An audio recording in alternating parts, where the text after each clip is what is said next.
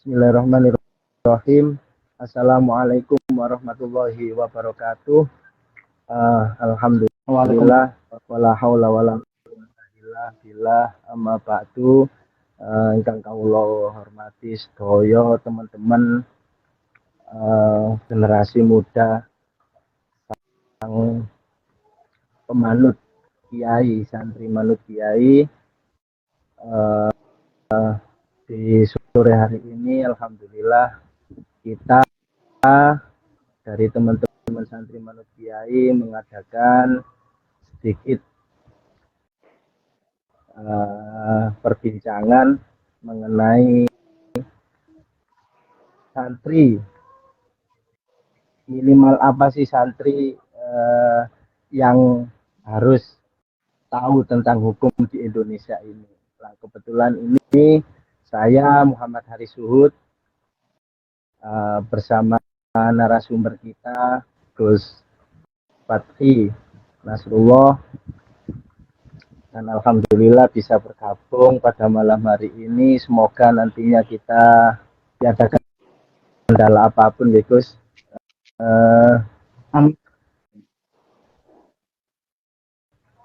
Selanjutnya kita kirim Fatihah dulu kepada Mas Syayikh kita semua. Semoga apa yang pernah kita timba ilmu bisa bermanfaat di dunia wa dunia wal akhirah. Aladini wa ala kulli sholihah wa ala hadrati masyaikhina wa asaditina wa masyaikhina wa nafsusan ila masyaikhina sanadil Qur'an min syaikhina abdul syukur wa salati al-fatihah. Alhamdulillah rabbil alamin arrahmanirrahim maliki yaumiddin iyyaka na'budu wa iyyaka nasta'in ihdinas siratal mustaqim siratal ladzina an'amta 'alaihim ghairil maghdubi 'alaihim waladdallin amin. Langsung saja Gus Wati. Monitor. Tema kali ini sudah disampaikan oleh panitia nih Gus. Sampun, alhamdulillah sudah. Mengenai minimal yang harus santri tahu tentang hukum di Indonesia ya. Ini apa sih?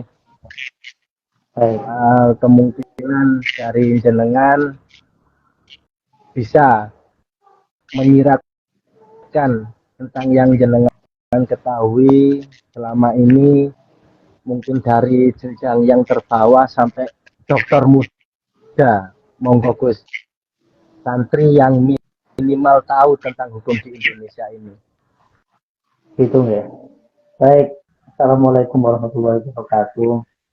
Sebelumnya tadi terkait nama apa namanya komunitasnya santri manut kiai ini kan coba dijelaskan dulu manut itu apa? Manut itu kan bahasa Jawa. Ini tadi saya lihat ada yang bergabung itu, ada yang dari Sunda, dari teman saya dari Sunda, ada yang dari Kutai juga di Kalimantan tadi.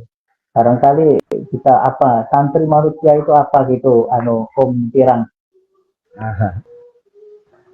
Kalau arti kata dari manut sendiri itu kan apa ya Gus? Manut itu ikut, mengikuti. Pak katanya manut itu ikut, manut santri manut kiai, apa yang dilakukan kiai kita ikutin semuanya, daripada ilmu, daripada akhlak, sebisa mungkin kita meniru dari kiai. Itu arti kata dari manut sendiri itu Gus. Ya. Alhamdulillah minimalnya seperti itu. Terkait kemudian yang ditanyakan kepada saya tadi, ya beberapa hari yang lalu memang Gus Agung menghubungi saya terkait dengan kesediaan. Alhamdulillah ya, karena kalau hari Minggu itu kan libur, jadi ya sedia saja saya kan. Kemudian tema yang diberikan pada saya kan minimal yang santri harus tahu terkait hukum di Indonesia kan gitu. Ya kalau minimal santri yang harus tahu. Ya kalau misalnya mahasiswa-mahasiswa yang sudah bergelut di bidang hukum, apalagi di Fakultas Hukum itu kan jelas pasti tahu ya bahwa hukum di Indonesia ini bagaimana ya, minimal tahu lah seperti itu dari perkuliahan. Namun santri-santri apalagi yang masih SMA mungkin atau masih di bawahnya itu kan ya belum saja, belum tahu, bukan tidak tahu, karena memang belum belajar terkait hal itu. Nah, hukum ini sama sebenarnya, hukum dimanapun itu kan sama seperti kalau kita di pondok itu kan belajar fikih, gitu. Yaitu fikih itu kan hukum Islam dan lain sebagainya. Nah itu sebenarnya punya kaidah-kaidah kan seperti itu. Kalau fikih itu kan ada qawaidul fiqhiyah, ada kaidah-kaidah yang apa namanya dirumuskan oleh ulama-ulama kita. Seperti itu juga hukum dimanapun, hukum di Indonesia juga seperti itu. Jadi ada asas-asas yang dirumuskan oleh ahli-ahli hukum di Indonesia. Salah satu asas yang mungkin sebenarnya kita tahu tapi kita menyadari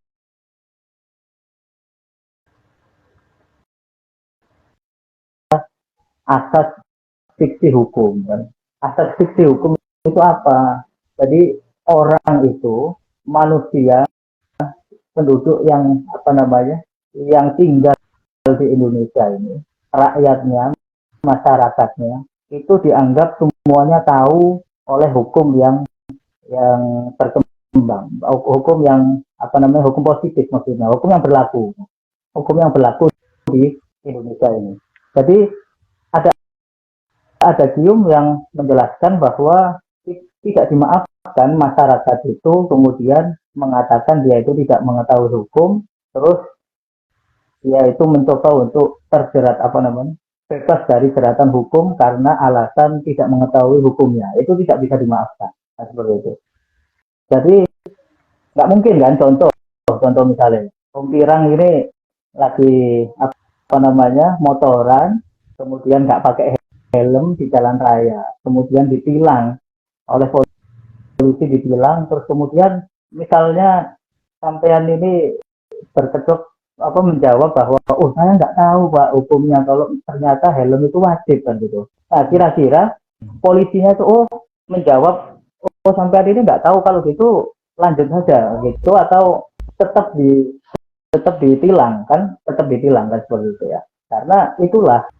Jadi masyarakat itu dianggap tahu hukum yang berlaku di negara ini. Sehingga meskipun kita itu tidak pernah melihat undang-undangnya, tidak pernah melihat peraturannya, tidak pernah membaca sama sekali, tapi kalau misalnya apa namanya terkena kita melakukan suatu hal yang itu apa namanya dilarang oleh peraturan itu atau undang-undang itu, maka ya tetap kita mendapatkan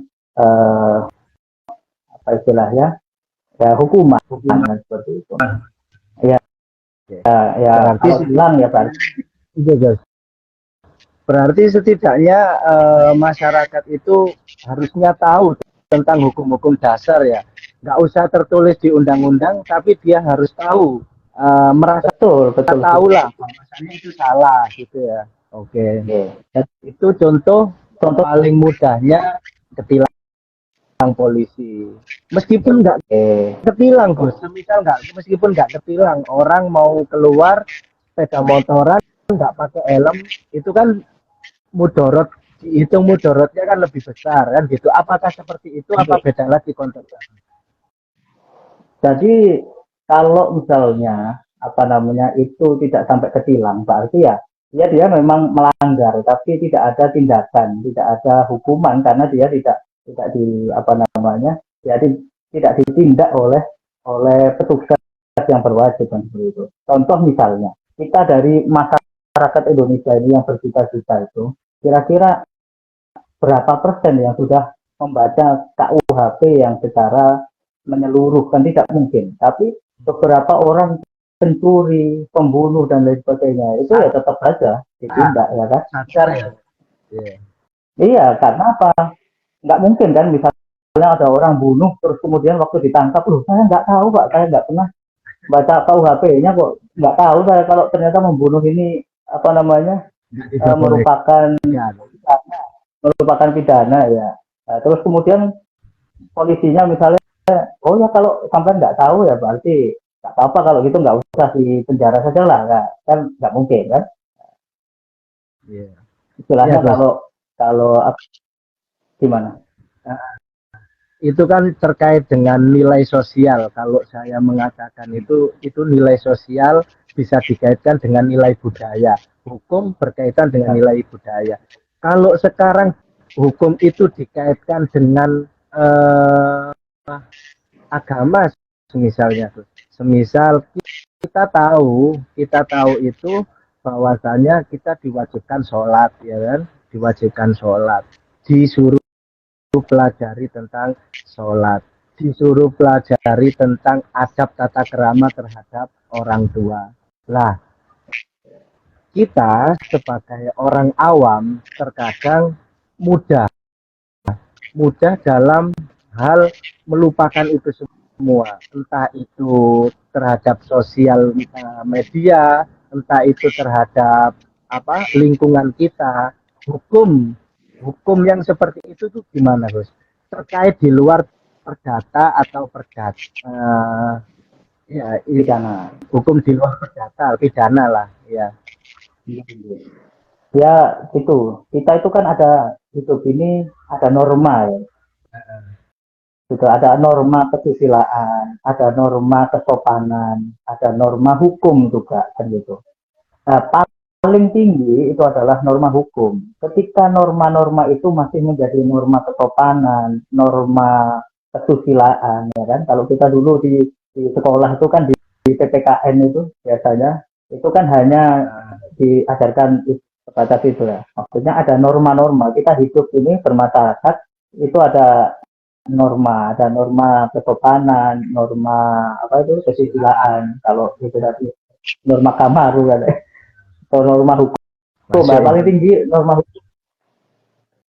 Kalau norma kesopanan Dan seperti yang Om Pirang tadi katakan ya kan, bahwa menghormati orang tua, menghormati sesama apa namanya manusia, tetangga dan lain sebagainya, atau nilai-nilai norma-norma kesusilaan ya, misalnya ya meskipun nggak mengganggu orang lain tapi ternyata kita tidak berbusana di jalan raya, itu kan asusila kan, seperti itu. Nah itu selamanya ya tidak, selama itu tidak diatur dalam undang-undang, tidak diatur dalam peraturan perundang-undangan, itu ya tidak menimbulkan pidana istilah atau apapun. Hanya istilahnya dia itu dianggap tidak sopan. Misalnya dia marah-marah di depan orang-orang lain, memarahi orang tuanya, memarahi ibunya, memarahi bapaknya. Itu kan secara norma kesopanan dia nggak pas kan gitu. Nah, mungkin hanya masyarakat sekitar itu menganggap dia ini tidak sopan, tidak memiliki susila, sehingga kalau melakukan hal-hal yang di luar susila tadi ya. Nah, tapi ketika norma-norma itu dijadikan peraturan perundang-undangan, maka itulah menjadi norma hukum dan ada tindakannya ketika kita itu melanggar hal tersebut. Dan contoh saja seperti ini. Kalau misalnya itu kan kalau pidana dan ya, yang banyak tidak tahu ini terkait malah perdata agama yang biasa saya hadapi ya, yaitu ada di dalam undang-undang perkawinan. Undang-undang perkawinan itu disebutkan dalam pasal 35 bahwa harta-harta yang didapatkan oleh baik salah satu suami istri ataupun bareng-bareng, kan ada orang itu yang kerja hanya suaminya saja misalnya ya. Ada yang kerja itu ya, hanya suaminya saja, yang kerja itu ternyata hanya istrinya saja, suaminya di rumah, atau dua-duanya kerja sama-sama, misalnya bisnis bersama, usaha bersama, buka toko bersama kan gitu kan di rumah dan sebagainya. Nah itu sama-sama kerjanya. Nah itu harta-harta yang telah dimiliki selama pernikahan, misalnya menikah tahun 2010, tahun 2000 sampai dengan 2020 ternyata cerai misalnya, 10 tahun dia pernikahan, di tengah perkawinan itu di 2015, 2016 ternyata suami istri ini membeli aset, membeli properti, misalnya membeli rumah, beli tanah, beli apa mobil dan lain sebagainya. Itu semuanya di pasal 35 Undang-Undang Perkawinan nomor 1 tahun 74 yang sudah dirubah 16 tahun 2019 itu menjadi harta bersama. Meskipun ya itu tadi ya, terlepas yaitu rumah itu di atas namakan suaminya misalnya atau di atas namakan istrinya atau belinya itu atas apa namanya uang dari suaminya saja karena suaminya yang bekerja misalnya itu dianggap ya harta bersama meskipun istrinya itu tidak bekerja ya istri itu punya hak setengah dari harta tersebut. Nah ini menjadi masalah itu kan ya yang sudah saya yang sering kali tadi di awal terjadi terjadi bahwa itu kan sudah diundangkan ya sudah ada undang-undangnya bahwa semua harta yang dibeli saat pernikahan itu adalah harta bersama menjadi harta bersama. Tapi banyak orang yang nggak tahu, dia itu merasa karena selama ini adalah saya yang bekerja gitu ya, suaminya yang bekerja, istrinya itu hanya di rumah saja, hanya mengurusi rumah tangga, itu pun dibantu oleh pembantu misalnya, kemudian dia tidak menghasilkan harta sedikit pun, justru malah menghabiskan misalnya. Nah, itu tetap menjadi harta bersama. Istri yang seperti itu mendapatkan bagian setengah dari harta bersama. Itu karena sudah diundangkan kan gitu. Kecuali di dalam KHI. Nggih. Atau saya teruskan dulu. Ya, siap.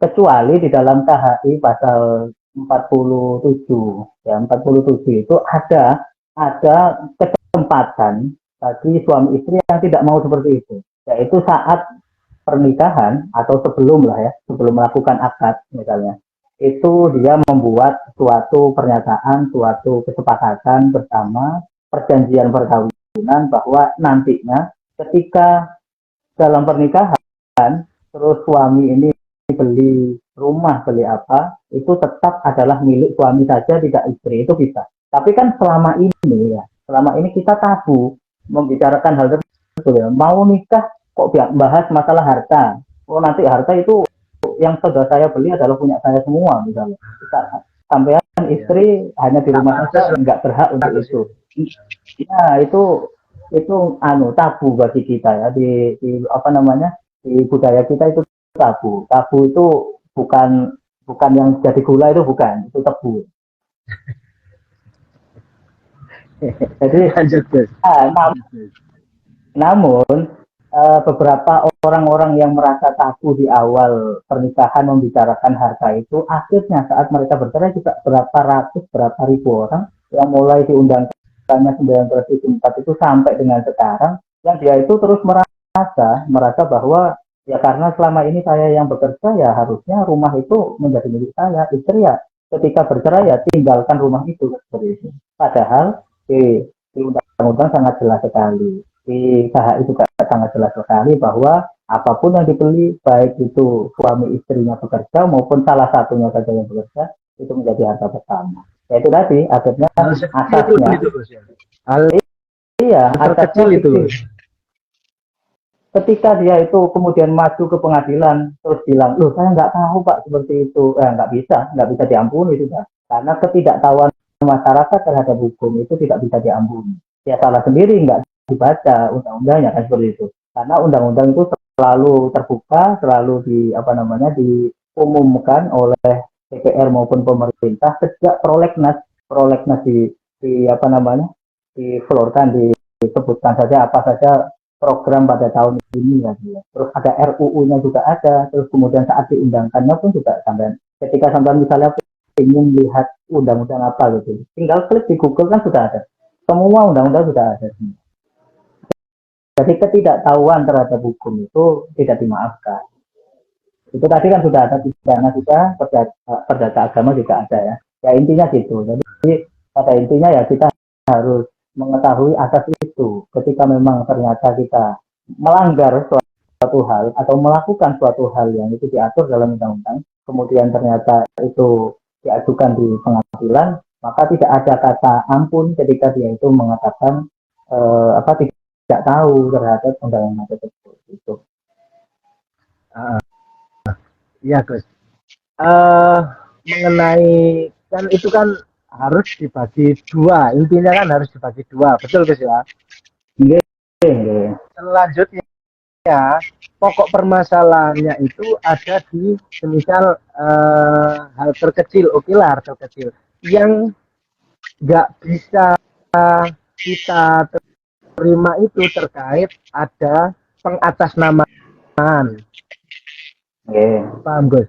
Pengatasnamaan tanah misal tanah itu milik si ini lah, yang sekarang banyak terjadi itu kita beli tapi di atas namakan si anak, ya kan, ini nanti punyanya anak lah, ketika dia bercerai itu posisinya gimana malah iya itu di KH itu ada di pasal 1 malah di awal sekali di pasal 1 huruf F kalau nggak salah itu terlepas dari di atas namakan siapa. Jadi itu dilihat dari kapan dibelinya.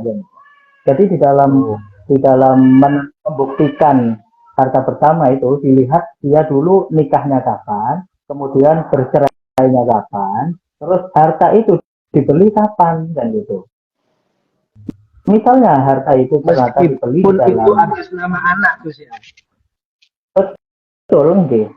Karena ya misalnya itu dibagi menjadi dua, bapaknya dapat setengah, ibunya dapat setengah, misalnya dijual ya, akhirnya dijual kemudian setengah. Toh nanti misalnya bapaknya meninggal, anak itu mendapatkan warisan dari harta tersebut kan gitu. Kemudian istrinya juga seperti itu, istrinya juga akan mendapatkan ketika meninggal, istrinya meninggal juga anak itu akan mendapatkan dari ibunya itu kan gitu. Namun kalau misalnya kadang-kadang yang pinter, bukan pinter ya, maksudnya yang cerdik ya, yang cerdik itu kemudian cerdik itu ya,